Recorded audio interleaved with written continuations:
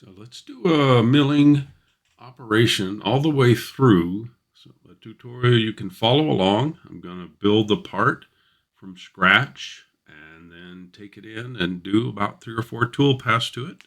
Give you an idea how that works. And again, so you can follow along. All right. So let's start with, let's build a part. And again, I'm going to make just a simple part, but the idea is you can have the same thing. So give it a name. I'm in the US, so we're going to use imperial units. You can do this in metric. That's really just do some quick conversions there. But let's start by, say, an extrude. Let's grab the top datum plane, and let's make a rectangle.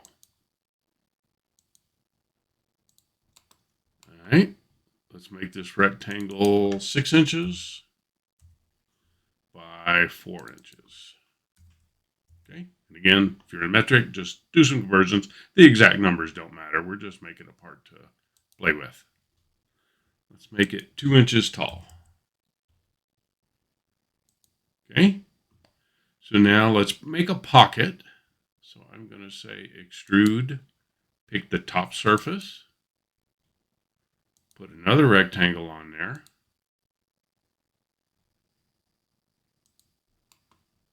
and I'm going to make it a 3 inch by 3 inch rectangle. That's ½ an inch away in both directions. Again, not crucial. Just get something that looks like this. So I'll say OK, flip it, turn on material removal, and let's make it like 1.25 inches deep. Okay, so there's my start of my part. Now let's put some rounds on it because it looks better that way. If I click on that edge, pop up round. Let's go ahead and change the value to be 1/4 inch. And I'm going to hold the control key down. Go grab those other 4 edges. Okay, so we've rounded off the edges there. And then last for that pocket, let's put a round around the very top because I want to have a surface that I can go do something with. So 1/4 inch round, and again, if you pick one, it grabs all of it. Say OK. All right, so that's a good pocket. Let's put some holes on this part.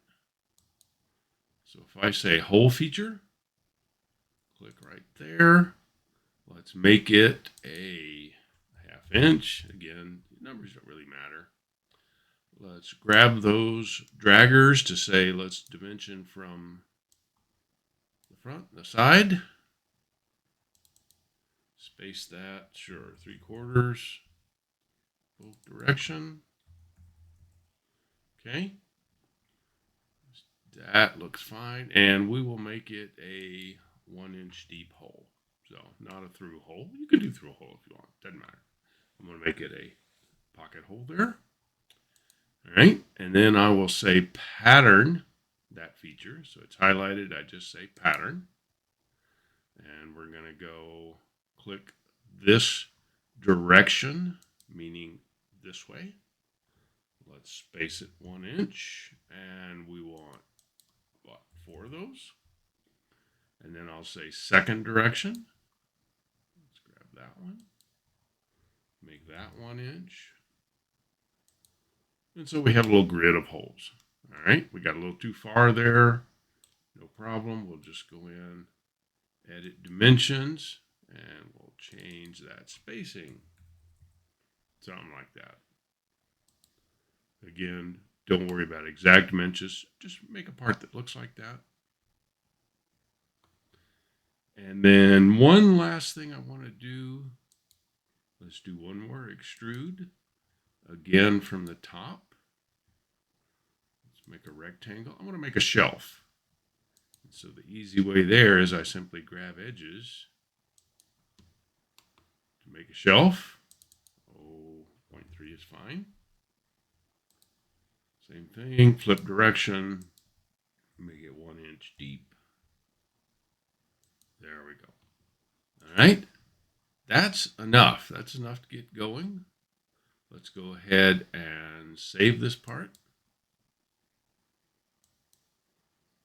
Okay, and that's all we really need there. So let's go make some toolpaths and machine this. Okay, so I'm going to close that window. Let's say File, New. And instead of part or assembly, we say manufacturing. So this could be anything. Again, I'll take the default template. Your template might come up with metric. Mine's going to come up with inches. Doesn't really matter. It's going to work the same way. Right? So the first thing we always do is, what is the reference model? That's the part we're cutting. So we go, and it shows in my working directory that part right there. And then the easiest way is to assemble it just as a default. You could match up datum planes and so forth, but for our purposes here, default's the easy way to do it. And I do middle mouse to close that. So now my part is assembled in. Now let's make a workpiece around it. So if I say automatic workpiece, it's always good to pick a coordinate system that you're going to reference, but it'll work kind of anyway. Main thing I want to do here is, let's put some extra material on the top. We're going to face this off, so I need some more here. So I can do that by actually putting in a value. Give me an extra 125. Or if I do a little poking around, I'll find that whole dimension there. But in this case, I just want to add some material on the top. You can also go in here and set values. Same thing, lots of different ways to do it, but I'm just going to hit that dragger and put in a value. Okay, so my workpiece is slightly bigger. Then we need to say, let's start an operation. So operation, we're going to machine on this side. So we need a couple of things. We need a work center. That's the machine we're on. So if you've never done this, just simply say mill, 3-axis mill. Again, you can name it for whatever machine you have, doesn't matter. We'll just say okay. So now we've told it we're on a 3-axis mill. And then program 0, I don't care how the part was designed, I'm going to go here as the manufacturing guy and say, I want this lower left-hand corner of the workpiece. So I grab those two edges. Then I have to go flip it around so that Z is pointing up. That's the main thing. X and Y is really just how is your machine set up. So I'm going to say X to the right, Y up there, and then Z pointing up. Give that a name, always a good idea. Okay. Continue. Done. Now we're ready to machine. Once we have an operation, the mill tab shows up. Okay. So let's do about 4 or 5 toolpaths to machine this down. So let's assume, first thing we're probably going to do is do a facing operation on the top. And first, also, I'm going to turn off all of my datum planes and coordinate systems and everything. I don't need those anymore. But let's build a mill window. A mill window is the boundary for machining. So I'm going to build one for facing and one for that pocket. So if I say mill window and I pick the top of the workpiece, that plane, it builds a mill window on the outside of that. I'm going to set the depth of this mill window, meaning when I use this, where should I go? I'm going to set it to be the top of that. I used my right mouse to do next and go down to that particular surface. Okay. And then the last of the options for a facing, I want to go outside this contour. I want to go off the part. Let's give that a name. MW face. Okay. So there's a mill window. And then if I have this mill window highlighted, when I pick any toolpath, it automatically uses it. So if I hit face, You'll see it automatically added in there. If it didn't on yours just now, just go click in this green box, pick on that mill window. Let's go pick a tool. So we don't have any tools. So I'm going to use, let's say, a 1-inch flat end mill. So I just say 1-inch diameter. Maybe it has a 1-inch flute length. It's more of a facing mill. Doesn't really matter. And again, these numbers, just pick a tool that seems reasonable to you. Let's put a work holder on it though. So if I say 2-inch diameter there, and let's call this the 100 flat end mill. Again, any name you want, anything that makes sense to you, doesn't matter. And then I say apply. So that adds that. You'll see by default it puts it in the next available turret position. I could change that if I want to. But I will select that tool and say OK. I'll go to my parameters. Some of this gets filled in automatically based on things like the step over. Automatically is half of the cutter diameter. Cut feed, it makes a calculation. I'm going to change that. This should be almost 30 inches a minute. And my spindle speed will be 1250. All right. Otherwise, let's just leave everything the same. We'll come back to this in a minute. Last thing it needs is, this is the first toolpath. We don't have a retract plane. So the easiest way usually is simply click on your machine 0 and put a value. Right? So with that, we can play our toolpath. Right? So I can play, I can slow it down, speed it up, replay it, and so forth. So then I decide, do I like that? Do I want to make changes? And so forth. So I go back to my parameters. So, step over, it's cutting it exactly in half. Maybe I actually want a little bit more or a little bit less. Doesn't matter. Same thing, step depth. It made a calculation. I can change that. So feel free to play with these, I guess is the main answer, to see the differences. So you see if I change that step depth, I get more passes. Notice it's also kind of just outside in the lacing. If I go to the edit machining parameters and hit all, my preference, you see a whole bunch of other options up here. Things like over travels, if I want to start off of the part and so forth. Main thing I want to do here, I'll change that lacing to be an arc. Right? So that's your lacing option. And now that's a little bit cleaner of a tool path. More of a continuous lacing. That looks pretty good. Okay, so that looks good there. I can also, while I'm in here if I want, run that as a material simulation. I hit play. I almost always go turn on the target. That's your reference model. Right? And then play. And so you can see, because it got to the white, it got down there to the finish. That looks like a good tool path. Probably a good time to hit the save button. Okay. Now let's machine out our pocket. I'm going to make a second mill window. I'm going to put it on the top surface of the part. And this time I'm going to sketch a boundary. You'll see why here in a second, because what I want to do is I say sketch, sketch. Don't worry about references because we're going to use project. Right? I want to grab all the edges. I pick any one and then hold the shift key down. Let it grab that tangent loop. And now I've made a mill window that I'm going to call MW pocket, that I can use for one or a whole bunch of tool paths. Doesn't really matter. Right? And because what I'm going to start with is our kind of jack of all trades roughing sequences. So you'll see we have several roughing. This is a little more high-speed milling.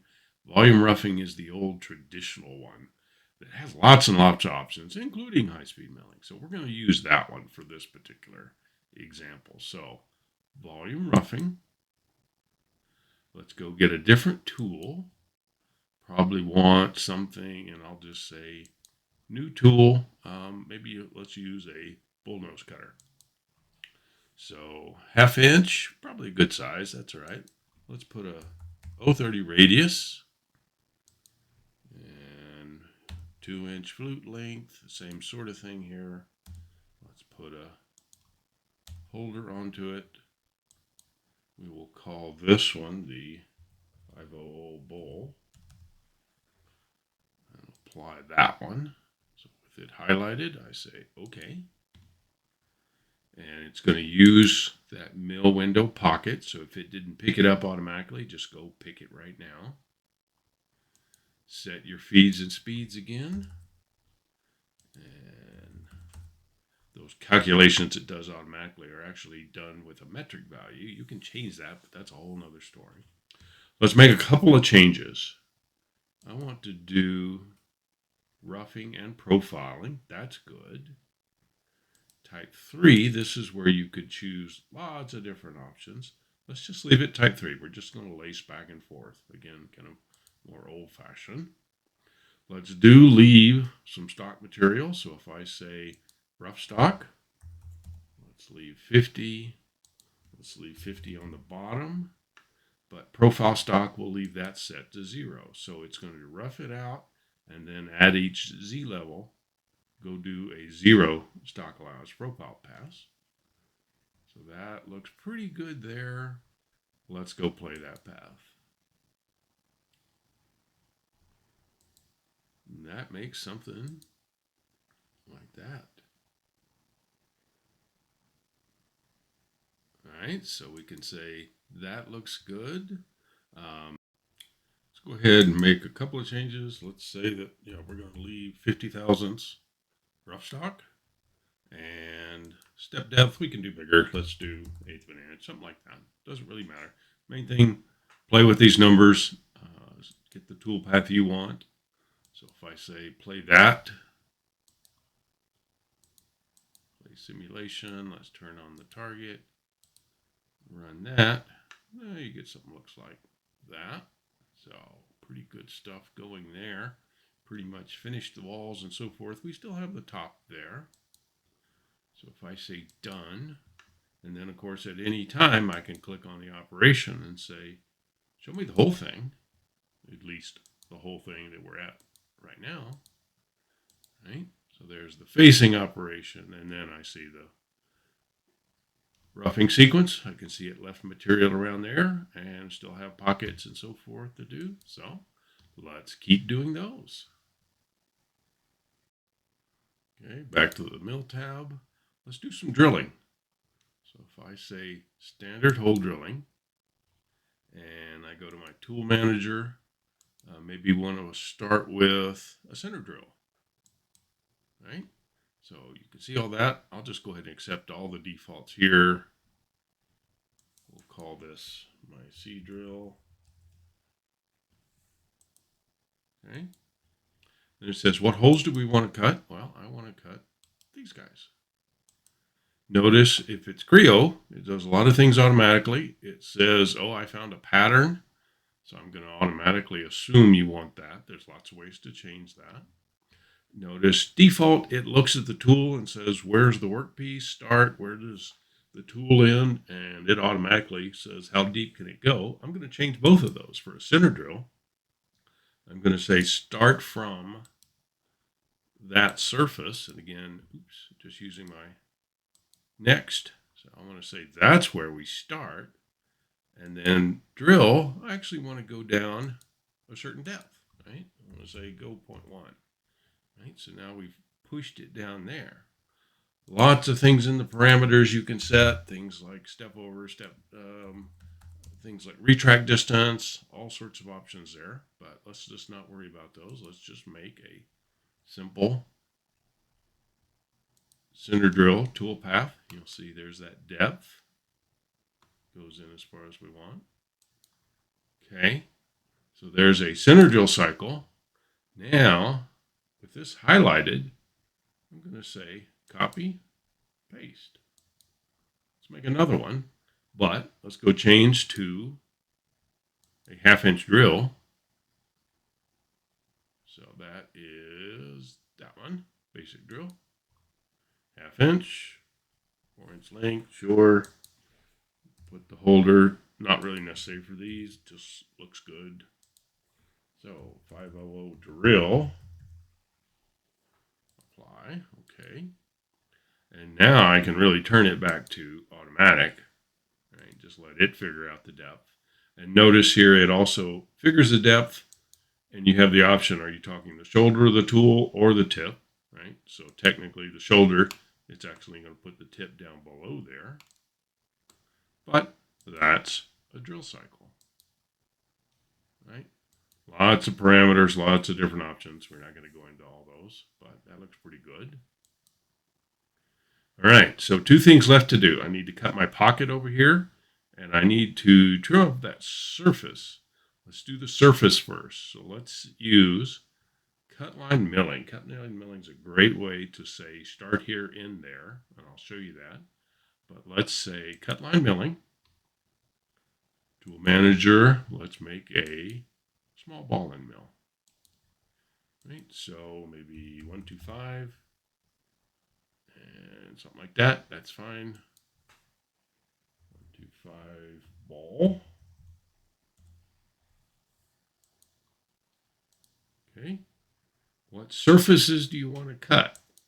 So what I'm going to do is I'm going to go next, grab that one, and then hold the control key down and grab all of these other surfaces. Right, so I've made a loop. Now in the parameters, let's set feeds and speeds, but also very important here is a step over, right? And I can say like 0.05, something like that. We're going to play with that. And then the scan type, we have options there. I want to put this as a helical cut. I want to walk all the way around this thing all the way down, right? And obviously play with these, try different options and so forth. But now, notice we're in cut line milling. Cut line milling says, give me a first pass, give me a last pass, and maybe give me passes in between. But I'm going to say the first pass, grab that edge, shift key, next, tangent. That's my first cut. Go all the way around there. My last cut, I'm going to go down and grab that, shift key, I'm just hitting my right mouse button until it gives me the whole thing. And I'm also going to make a change back in cut line 1. Let's move the start point over to the middle. Let's move the start point over the middle on cut line 2. Now let's see what we just made. So what we did was one helical cut to go around that whole part, right? And it's being controlled by your parameters. Like maybe we want a little bit better. We could say 0.1. You also could go ahead and put in a scallop height. So I could say, 0.02.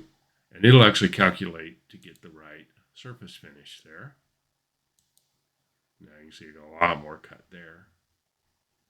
But that is a surfacing routine. We have lots of different ones, but that's cut line. I like it, especially things like that where just keep running. Don't retract. Don't step over.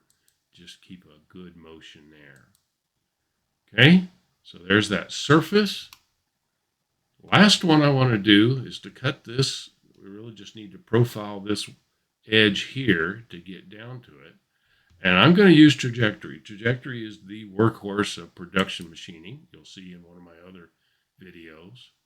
But here I want to have, I could go back to, let's go back to that 1-inch 5mm. That's fine. And let's set some feeds and speeds, so forth. Main key here, let's set a step depth. And I'll take 0.1, that's fine. What I want to do now is tool motion. This is where you control trajectory cuts, and I'm specifically going to follow a curve. So it says, what curve do you want to cut? Well, I want that edge right there, right? And so what we've made is just a single tool path that plunges right at the start, exits right at the end. So that's not quite what we want, but we're getting there. So I'm going to go back to Tool Motions, back to the curve cut. Let's edit that. And let's do several changes. So, for example, we need to start off the part. So if I add 3/4 inch there, 3/4 inch there, now it's going to plunge off the part, work its way in, retract. So that's good. It picked up the height of that curve, so that's the finish pass. I can actually say I want to start on the top of this piece. So notice what it does. It makes multiple passes now. Starts off of the part, and basically, unidirectional, retracts back, cuts it again and again and again. So lots of other things you can do with this, with parameters of step over and so forth. I'm not going to go through that, but that's a perfectly good way to profile that part. Okay, using trajectory sequence. Okay, let's go ahead, save it. I'm going to play the whole operation. Let's do a quick change here just for time's sake. Go back here and take out that scallop height and put a larger step over just to save us some time. But what we're going to do is we're going to click on Op 10. We're going to do a play material removal simulation, the whole operation. Let's turn on the target. Play it. So facing, roughing, drilling, surfacing, so forth. That looks pretty good. Notice up here we can turn on our collision report, see if we see anything. Gouge report. Yep.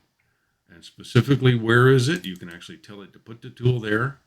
Well, what it's doing is that's where the tip of the tool technically gouges into the part.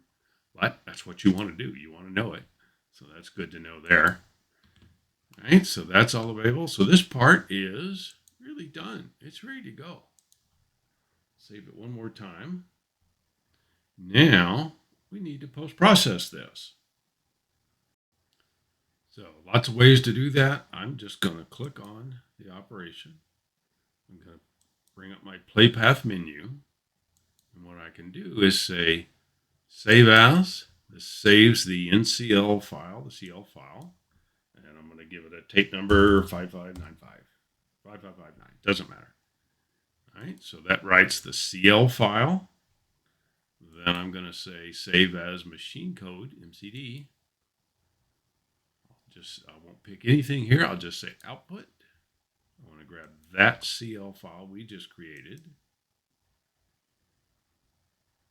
Now it's going to give me a list of available post processors.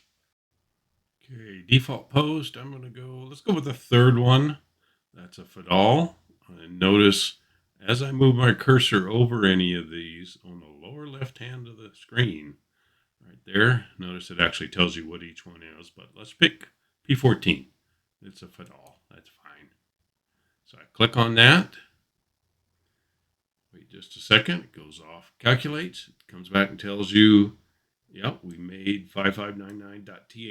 That's the default. We got no warnings. We got a tape file. And if I look in my current directory, there is a file, 5559.tap, post-processed. Right? That's the basic process of machining with Creo NC. You made a part, you made a bunch of tool paths, and of course, at any time you want, you can make a change. Right, so let's go back to the part. Just open it up. And let's be a designer again. Let's make some changes. Maybe the depth of the pocket, right? That was 1.25 inches. Maybe it's now only 0.95. So you make changes there. Here's our pattern. Actually, let's edit that pattern. And let's turn off 2 of the holes, right? You can just click on the yellow dots. So you make changes like that. You may make small, tiny changes. The depth of this instead of 1 inch is right 0.995. Well, that's the idea. Anything that changes, it's going to recalculate and remake a toolpath.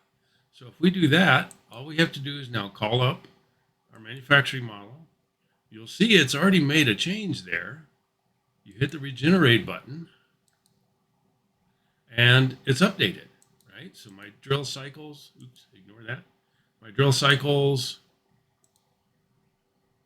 they know which holes have gone, where they've moved. If we do the trajectory, if we look at the code, that very last pass is going to be 5 thousandths off of the other one, because that's what it is. It's running on the actual software. And of course, finally, if we just play the main one there, it knows it's an inch deep or whatever we set it to. So just simply make those changes. Now we'll just go back, spit out the tape one more time, spit out a CL file, spit out a post-process machine code file, and we're ready to go cut the part. That is Creo NC.